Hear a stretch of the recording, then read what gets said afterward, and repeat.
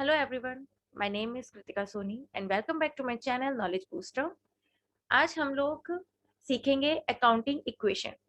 Accounting equation का meaning, इसकी relevance क्यों होती है अकाउंटिंग इक्वेशन, स्टार्टिंग से लेकर एंड तक पूरी अकाउंटिंग इक्वेशन क्वेश्चंस की प्रैक्टिस के साथ हम आज इसी वीडियो में करेंगे। आपको कोई भी नोट्स चाहिए हो, कोई भी क्वेरी हो, कोई भी क्वेश्चन हो, तो आप मेरा टेलीग्राम का चैनल ज्वाइन कर सकते हैं। आपको चैनल पे अपडेट्स मिलती रहेंगी मेरी अपकमिंग वीडियोस की, प्लस आपको नोट्स एंड ऑल भी आपको मेरे चैनल पे मिल जाएंगे। प्लस आप मेरा ग्रुप भी ज्वाइन कर सकते हो, जिस ग्रुप में आप इजीली अपनी क्वेरीज एंड क्वेश्चंस रेज कर सकते हो, जिनकी मैं आपको आंसर और सॉल्यूशंस प्रोवाइड कर दूंगी। सो अकाउंटिंग इक्वेशन के कंसेप्ट पे आते हैं। अकाउंटिंग इक्वेशन क्या होती है? अकाउंटिंग इक्वेशन हमारी एक ऐसी इक्वेशन है जिसमें हम बेसिकली अकाउंट्स की टर्म्स में हर ट्रांजैक्शन को रिकॉर्ड करते हैं, बट अकाउंट्स नहीं प्रिपेयर करते, हम सिर्फ उसकी वर्किंग शो करते हैं। अकाउंटिंग इक्वेशन में एक स्टेटमेंट, एक कैलकुलेशन के अकॉर्डिंग हम शो करते हैं। So accounting equation accounting equation को हम फंडामेंटल अकाउंटिंग इक्वेशन भी कहते हैं और बैलेंस शीट इक्वेशन भी कहते हैं। क्यों? क्योंकि फंडामेंटल अकाउंटिंग इक्वेशन मींस ये एक फंडामेंटल है, ये बिल्कुल ओरिजिनल, बिल्कुल एक कैलकुलेशन टाइप एक अकाउंटिंग इक्वेशन है। और बैलेंस शीट इसलिए कहते हैं क्योंकि बैलेंस शीट के कंसेप्ट पर बेस्ड होती है अकाउंटिंग इक्वेशन। कैसे, ये मैं आपको आगे बताती हूँ। डेफिनेशन अकाउंटिंग इक्वेशन की क्या होती है? The accounting equation is considered to be the foundation of double entry accounting system. हमारी अकाउंटिंग इक्वेशन हमारी डबल एंट्री अकाउंटिंग सिस्टम की फाउंडेशन है। मींस ये सबसे बिगनिंग, जर्नल से भी पहले हम अकाउंटिंग इक्वेशन प्रिपेयर करते हैं, एक कैलकुलेशन प्रिपेयर करते हैं हम जर्नल एंट्रीज मेंटेन करने से भी पहले। फाइन। मीनिंग क्या है अकाउंटिंग इक्वेशन का? An accounting equation represents the relationship between the assets, liabilities, and owner's equity of a person or business. Means किसी भी person की या किसी भी business की जो assets, liabilities और owners equity में जो relationship represent करता है, उसको हम accounting equation कहते हैं। मीन्स अकाउंटिंग इक्वेशन में एक्चुअली हम क्या रिप्रेजेंट कर रहे हैं? हम एक रिलेशनशिप रिप्रेजेंट कर रहे हैं। किसमें? एसेट्स में, लाइबिलिटीज में और ऑनर्स इक्विटी में।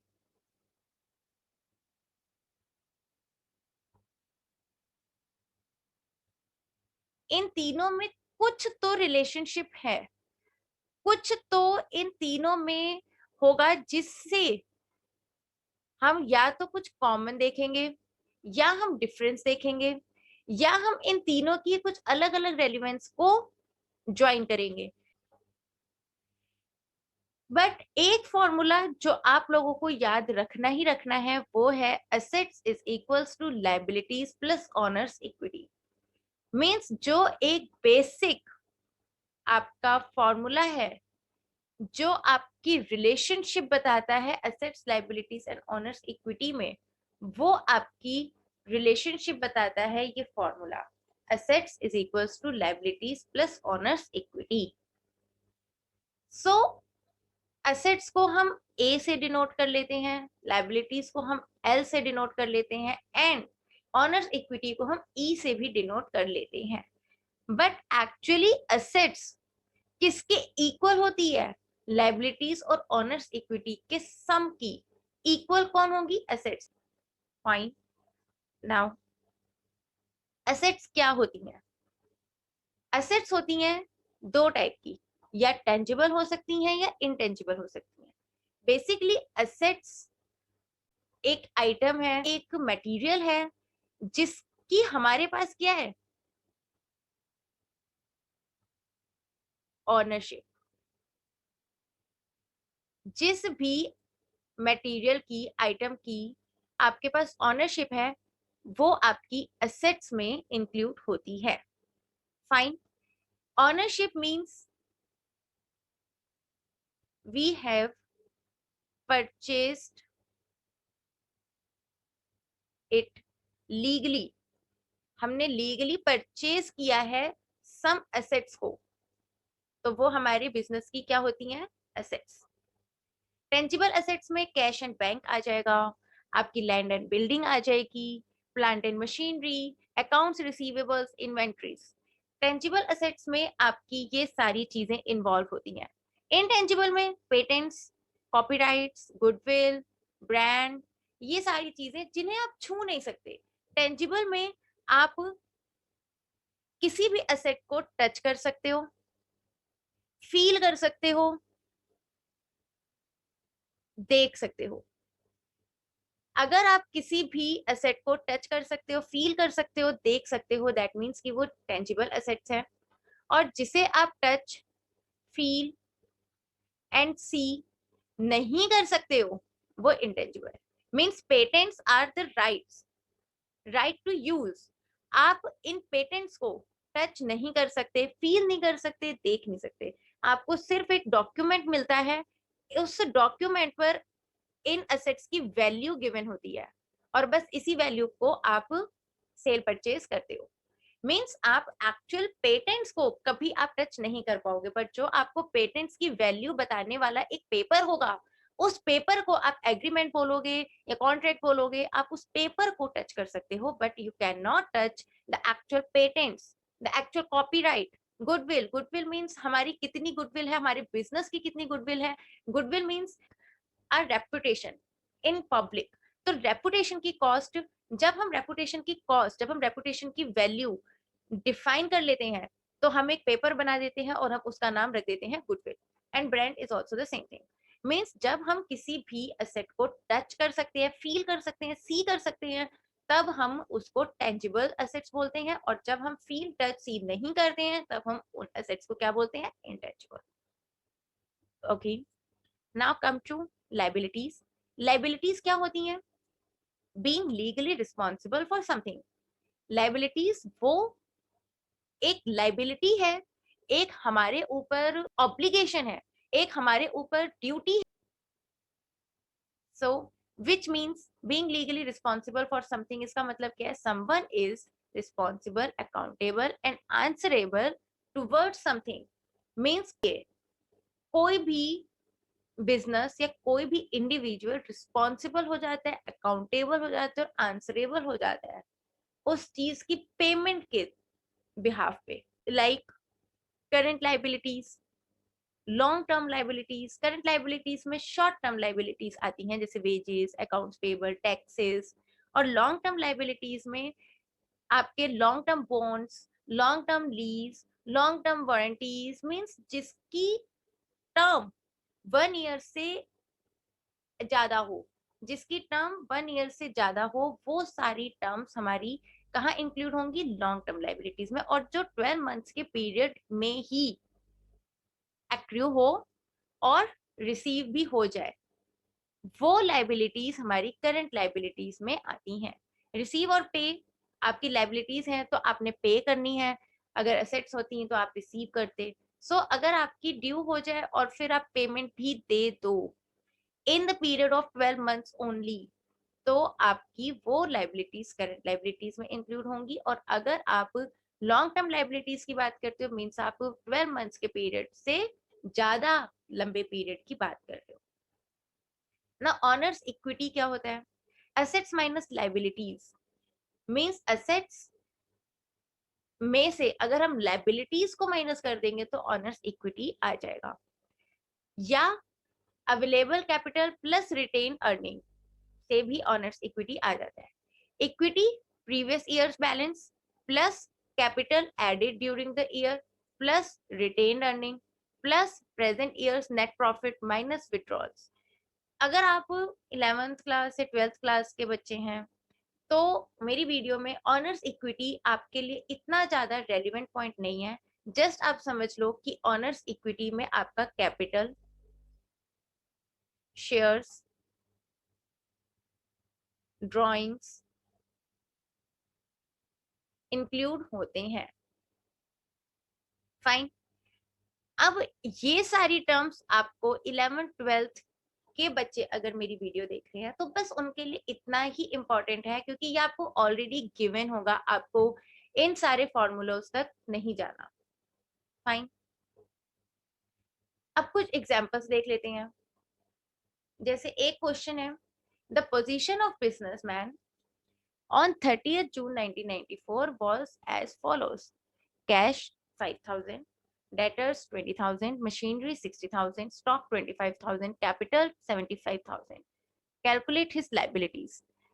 Now आपका क्वेश्चन है कि 30th जून 1994 को एक बिजनेसमैन ने अपनी पोजीशन चेक करी, जिसमें उसने क्या देखा कि उसके बिजनेस में कैश है 5,000 रुपीज का, उसके पास डेटर्स हैं 20,000 के, उसके पास मशीनरी भी है उसके बिजनेस में 60,000 की, स्टॉक है 25,000 का, कैपिटल 75,000 की है।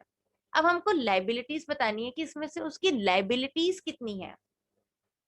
तो assets include cash, debtors, machinery, stock. तो लाइबिलिटीज क्या हो गई? हमारे पास कैपिटल गिवन है, capital means honours equity, capital include हो जाएगा ऑनर्स इक्विटी में, एंड असेट्स में आपके cash, debtors, machinery, stock. Means जब आप इन चारों को ऐड कर दोगे तो आपके पास एसेट्स की वैल्यू आ जाएगी। So cash 5,000, debtors 20,000, machinery 60,000, stock 25,000 हमने प्लस कर दिया, और इनमें से माइनस क्या कर दिया 75,000, that is capital.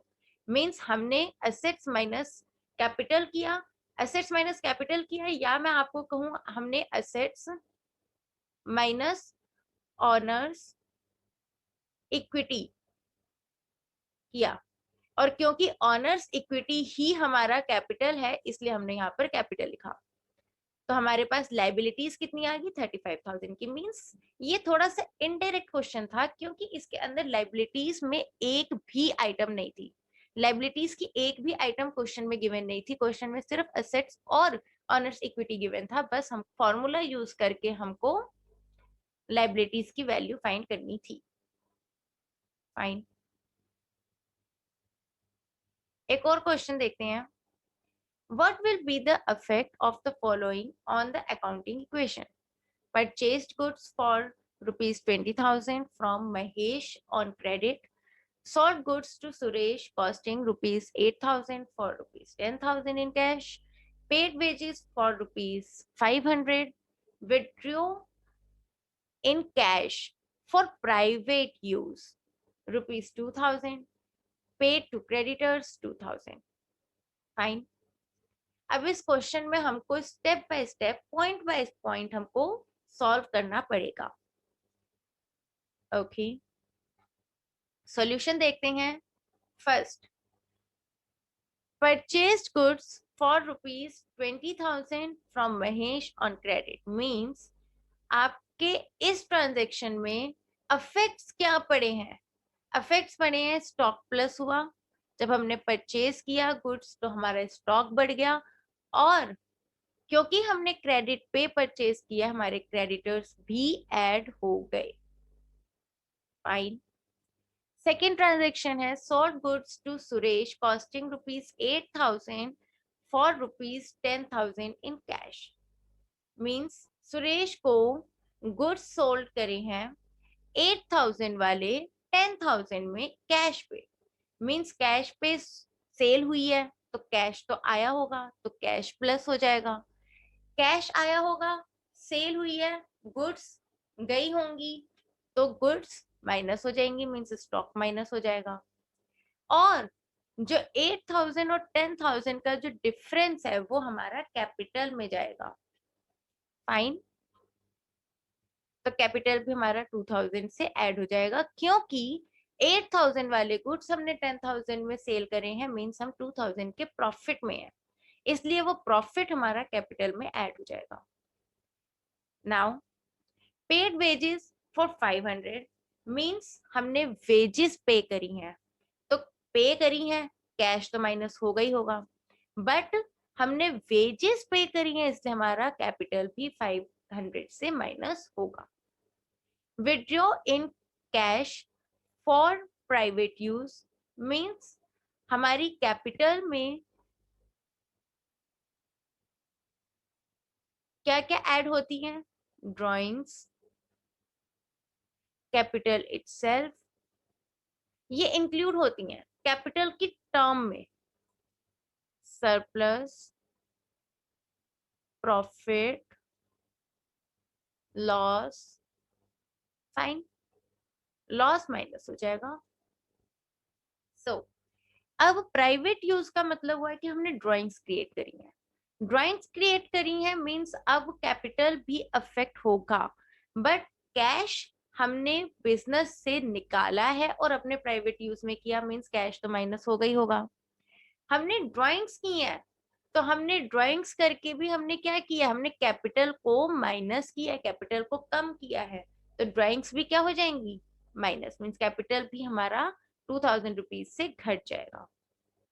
Now paid to creditors rupees 2000, 2000 rupees हमने क्रेडिटर्स को पे कर दिए, मीन्स हमने क्या किया, हमने कैश दिया, कैश चला गया हमारे बिजनेस से, तो कैश माइनस हुआ। पर हमने क्रेडिटर्स की पेमेंट करी है, तो जो टोटल वैल्यू ऑफ क्रेडिटर्स होगी उसमें से भी जितने की हमने पेमेंट करी, हमने जो 2000 की पेमेंट करी है, 2000 रुपीज हमारे क्रेडिटर्स के भी कम हो जाएंगे, मीन्स हमारी लाइबिलिटी कम हो गई क्योंकि हमने पेमेंट कर दी है 2000 की। अगर हम अकाउंटिंग इक्वेशन क्रिएट करें तो हम कुछ इस तरह से करेंगे। एसेट्स में दो हेडिंग्स आएंगी, स्टॉक एंड कैश। लाइबिलिटीज में एक हेडिंग आएगी, क्रेडिटर्स। ये अकॉर्डिंग टू क्वेश्चन आती हैं हेडिंग्स। सो फर्स्ट ट्रांजेक्शन जब हमारा स्टॉक एंड क्रेडिटर्स ऐड हो रहा था, तब हमने स्टॉक को ऐड किया स्टॉक के हेड में। एसेट्स में स्टॉक की जो स्टॉक का कॉलम है उसमें हमने 20,000 प्लस कर दिए, एंड क्रेडिटर्स वाला कॉलम हमारा लाइबिलिटी साइड में, वहां पर भी हमने 20,000 ऐड कर दिया। सेकेंड ट्रांजेक्शन, कैश ऐड करना है 10,000 से, स्टॉक माइनस करना है 8,000 से, एंड 2,000 से हमें अपना कैपिटल इंक्रीज करना है। फाइन, हमने जिस तरह से पहले अफेक्ट्स शो किए हैं, जो फॉर्मूलाज हमने शो किए हैं सॉल्यूशन में, वही फॉर्मूला उसको हमको उठाकर अकाउंटिंग इक्वेशन में पुट करना है। जस्ट थर्ड पॉइंट में हमने कैश माइनस करना है एंड कैपिटल माइनस करना है 500 से। फोर्थ, हमें कैश माइनस करना है, कैपिटल माइनस करना है 2000 से। फिफ्थ, हमें कैश माइनस करना है, क्रेडिटर्स माइनस करने हैं 2000 से। फाइन, अब 2000 की हमारे पास से ड्राइंग्स हैं, हमारा सबका टोटल एक एक ट्रांजेक्शन वाइज टोटल हमारा हमेशा जीरो होना चाहिए। हमेशा, means assets minus liabilities plus capital is equal to zero. मैंने क्या फॉर्मूला आपको बताया है? It's assets minus liabilities plus capital is equal to zero. ये हमेशा होना चाहिए। और आप देखो अभी जो मैंने क्वेश्चन आपके सामने प्रेजेंट करा है उसमें ये जीरो हो रहा है।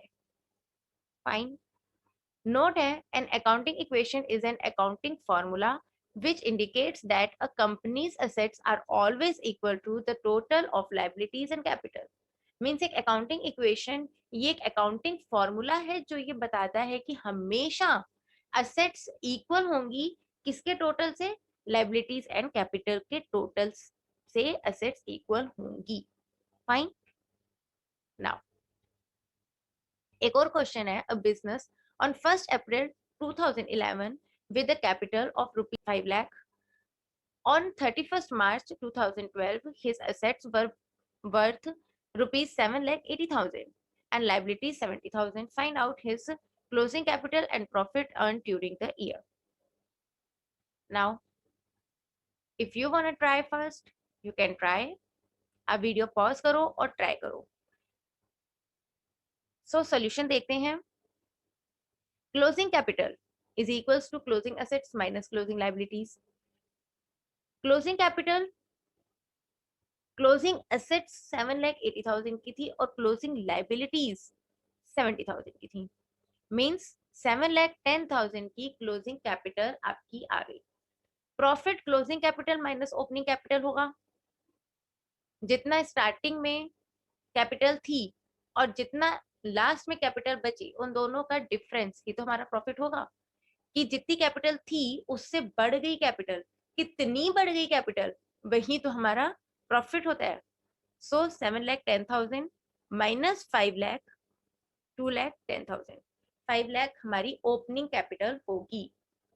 ओके, एक सिमिलर क्वेश्चन है आपकी प्रैक्टिस के लिए, अगर आप करना चाहेंगे तो स्क्रीनशॉट ले लें और ये वाला क्वेश्चन अपने आप ट्राई करिए, जिसका आंसर मैं आपको बता देती हूँ। Closing capital is 7,50,000 and profit is 1,50,000। Fine. एक और क्वेश्चन है, prepare accounting equation from the following. Sandeep started business with cash 1,00,000, purchased furniture for cash 5,000, purchased goods for cash 20,000, purchased goods on credit 36,000, paid for rent 700, goods costing rupees 40,000, sold at a profit of 20% on cash। Question आपको समझ में आ गया। Solution देखते हैं। Transaction, Sandeep begin his company with cash. Sandeep ने अपनी company begin करी है, अपनी कंपनी स्टार्ट करी है कैश से, तो उसने 1,00,000 रुपीज ऐड किए कैश में, और कैपिटल उसने लगाई है 1,00,000 की, तो 1,00,000 उसने ऐड की है कैपिटल में भी। फाइन। दोनों तरफ 1,00,000 ऐड हुए, मींस एसेट्स में से जब हम लाइबिलिटीज और कैपिटल को माइनस करेंगे तो 1,00,000 minus 1,00,000 becomes 0। Okay. Bought furniture with cash. अब फर्नीचर परचेज किया है कैश में, तो कैश 5,000 का माइनस हुआ होगा और फर्नीचर 5,000 का ऐड हो गया होगा। तो एसेट्स में ही 5,000 माइनस हुए, 5,000 प्लस हुए, और बैलेंस क्या आ गया? 0। लाइबिलिटीज एंड कैपिटल में भी 0 ही है। सो अभी तक ट्रांजैक्शन बाय ट्रांजैक्शन आपका टोटल 0 आ रहा है। Bought goods with cash. अब कैश में गुड्स परचेज अगेन करे हैं, पहले फर्नीचर परचेज किया था, अब गुड्स परचेज करे हैं। गुड्स परचेज करते हैं तो वो स्टॉक में जाते हैं, स्टॉक बढ़ता है, और कैश हमारा परचेज में हमेशा माइनस ही होता है।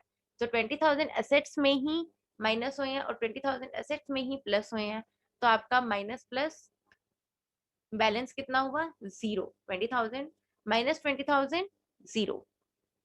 Bought goods on credit. अब आपने क्रेडिट पे गुड्स परचेज किए हैं, सो स्टॉक में तो आपका 36,000 ऐड होगा, क्योंकि आपने परचेज किया है, स्टॉक तो आया ही है। बट आपके क्रेडिटर्स बढ़े हैं अब, तो आपके क्रेडिटर्स बढ़ गए क्योंकि आपने क्रेडिट पे परचेज किया है, इसलिए आपके क्रेडिटर्स बढ़े हैं 36,000 से। तो अब आपके 36,000 से असेट्स बढ़ी, 36,000 से ही लाइबिलिटीज बढ़ी। Assets minus liabilities plus capital is equals to 0, means assets में 36,000 है माइनस लाइबिलिटीज वाले 36,000, 36,000 minus 36,000 is 0। Now paid for rent 700। अब आपने 700 रेंट में पे करे हैं, पे करे हैं मीन 700 तो कैश में से माइनस हो ही जाएंगे, बट क्योंकि आपने रेंट पे करा है इसलिए आप कैपिटल में से 700 को माइनस करते हो। तो 700 असेट्स में से भी माइनस हुए, 700 लाइबिलिटीज और कैपिटल, मींस कैपिटल में से भी आपके 700 माइनस हुए हैं। तो assets minus capital is equals to 0 होना चाहिए। Minus 700 minus minus 700, minus minus plus हो गया, 700 700 बैलेंस कितना आया? 0। Goods costing rupees 40,000 sold at a 20% profit for cash. Means आपने 40,000 के गुड्स सेल करे हैं, मींस आपका स्टॉक तो 40,000 से ही माइनस होगा, क्योंकि स्टॉक में से 40,000 के गुड्स माइनस हुए हैं। आपने 40,000 के गुड्स सेल किए, बट आपके पास कैश कितना आया? आपके पास 48,000 का कैश आया 20% प्रॉफिट के साथ।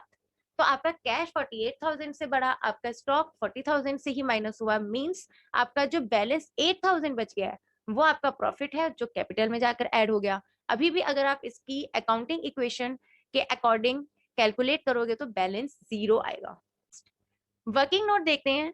Cost of goods sold 40,000, at profit 20% of rupees 40,000 is 8,000, hence selling price is 48,000। अगर आपको 48,000 कहाँ से आया, आपको नहीं समझ में आ रहा था, तो मैंने आपको एक वर्किंग नोट छोटा सा प्रोवाइड किया है जहां से आप इजीली आइडेंटिफाई कर सकते हो कि 48,000 कहाँ से आया।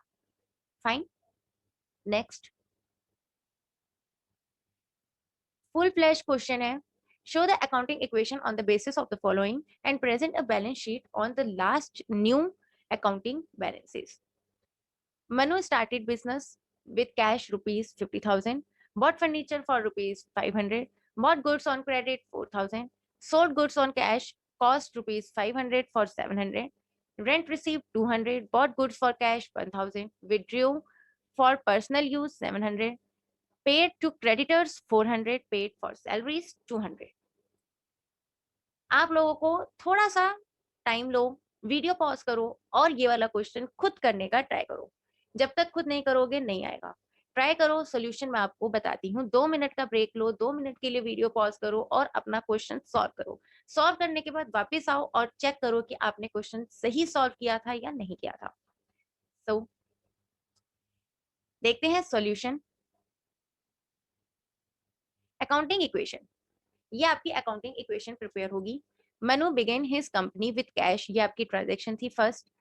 तो जैसे ही कैश से अपनी कंपनी स्टार्ट करी, कैश बिजनेस में लगाया, 5,000 कैश प्लस हुआ, प्लस कैपिटल में हमने कैश ऐड किया है तो हमारा कैपिटल भी 5,000 से प्लस हो गया। बॉट फर्नीचर फॉर 500, 500 से हमने फर्नीचर बॉट किया है, मींस हमने कैश माइनस किया और फर्नीचर 500 का हमने ऐड कर लिया। बॉट गुड्स ऑन क्रेडिट, जैसे ही हमने क्रेडिट पे गुड्स परचेज करिए, हमारा स्टॉक प्लस हुआ है क्योंकि परचेज हुआ है स्टॉक, तो स्टॉक में 4,000 के गुड्स ऐड होंगे और क्रेडिटर्स भी हमारे 4,000 से ही बढ़ेंगे। Sold goods on cash, cost rupees 500 for 700, means अब हमने गुड्स जिनकी कॉस्ट 500 की थी हमने उनको सेल किया है 700 में। मींस जब हमने सेल किया तो हमको कैश कितना आया 700, बट हमारे पास से स्टॉक कितना गया 500, तो 200 का प्रॉफिट हो गया। तो 200 का प्रॉफिट हमने कैपिटल में शो किया। फाइन, रिसीव्ड रेंट 200, 200 का जैसे ही हमने रेंट रिसीव करा, कैश में हमारा 200 प्लस हो गया और कैपिटल में भी 200 प्लस हो गया। Fine, bought goods for cash, अब हमने कैश में गुड्स परचेज किए तो सेम एंट्री 1,000 कैश में से माइनस हो जाएगी और स्टॉक में 1,000 ऐड हो जाएगा। पर्सनल यूज के लिए हमने 700 रुपीज विदड्रॉ करे हैं तो हमारे कैश में से 700 माइनस हो जाएंगे और कैपिटल में से भी 700 माइनस हो जाएंगे। पेड टू क्रेडिटर्स, क्रेडिटर्स को हमने पेमेंट कर दी, पेमेंट कैश में की, 400 माइनस हुए और क्रेडिटर्स की पेमेंट की है इसलिए क्रेडिटर्स भी घटेंगे और 400 से हमारे क्रेडिटर्स भी घट जाएंगे। सैलरीज पेड फॉर 200 रुपीज, 200 की हमने सैलरी पे करी है, मीन्स हमने अपना कैश 200 से कम किया है और कैपिटल भी हमारी 200 से ही कम होगी क्योंकि हमने सैलरी पे करी है। फाइन, अगर आपकी कहीं पर भी कोई भी गलती रही होगी तो आई थिंक अब आपको समझ में आ जाएगी। बैलेंस शीट भी प्रिपेयर कर लेते हैं। हेडिंग्स गलत हो गई हैं। This is liabilities and these are assets. Okay, asset side में आपका कैश, फर्नीचर एंड स्टॉक आएगा, हम इसका टोटल ऐड करेंगे बैलेंस शीट में।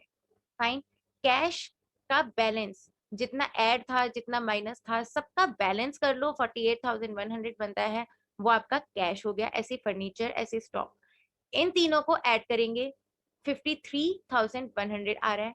दूसरी तरफ लाइबिलिटीज, लाइबिलिटीज में क्रेडिटर्स एंड कैपिटल को ऐड करेंगे, क्रेडिटर्स एंड कैपिटल के टोटल को ऐड करेंगे, टोटल को हम बैलेंस शीट में शो करेंगे और देखेंगे कि हमारी लाइबिलिटीज साइड और एसेट साइड का बैलेंस इक्वल आएगा।